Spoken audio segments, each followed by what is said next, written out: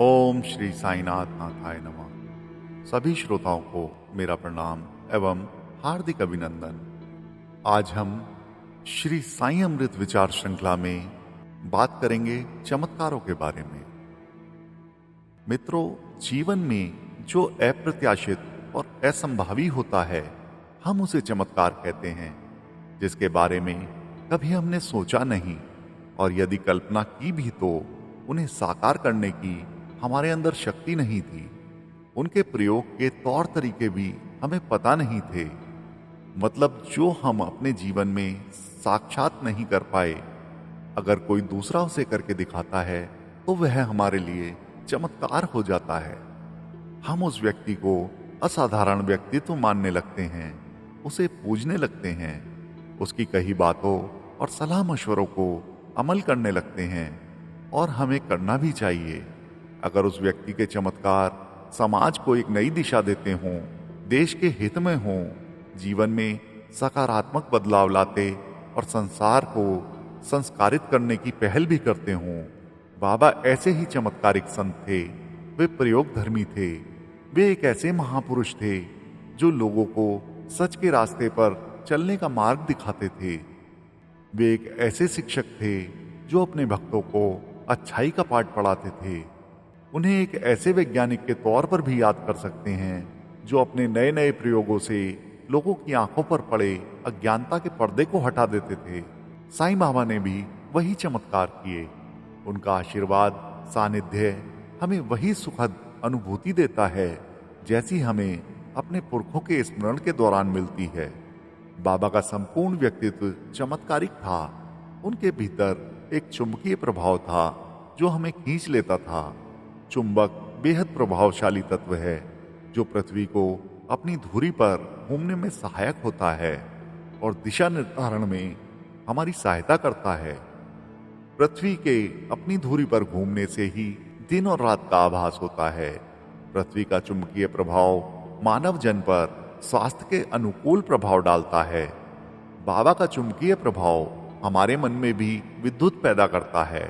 सकारात्मक ऊर्जा का ऐसा करंट दौड़ता है जो हमारे तंत्रिका तंत्र को अच्छे कर्मों के लिए उद्वेलित करता है, मन को शांत करता है, तन को स्फूर्ति देता है, यानी अंदर और बाहर दोनों से हमें निर्मल कर देता है। जब तक इंसान चांद पर नहीं पहुंचा था, तब तक चांद से टुकड़ा तोड़कर लाना एक कल्पना मात्र थी। लेकिन जब इंसान ने चांद पर कदम रखा, वहां की माटी और पत्थर धरती पर ले आए, तो हमने उसे चमत्कार कहा। यह इंसान का किया चमत्कार था। इंसान लगातार चमत्कार कर रहा है। सारे चमत्कारों की जनक सकारात्मक ऊर्जा है जो हर एक इंसान के भीतर निहित है। लेकिन उस ऊर्जा का प्रयोग करना एक कला है और अपने अंदर की इस कला को परखना एक चुनौती। बाबा का सानिध्य हमें इसी कला में पारंगत करता है, हमें इस चुनौती के लिए तैयार करता है। चमत्कार को सभी नमस्कार करते हैं, लेकिन बाबा आज भी जो चमत्कार करते आ रहे हैं, उन्हें सिर्फ सलाम ठोककर अपने अपने रास्ते बढ़ लेना काफी नहीं है।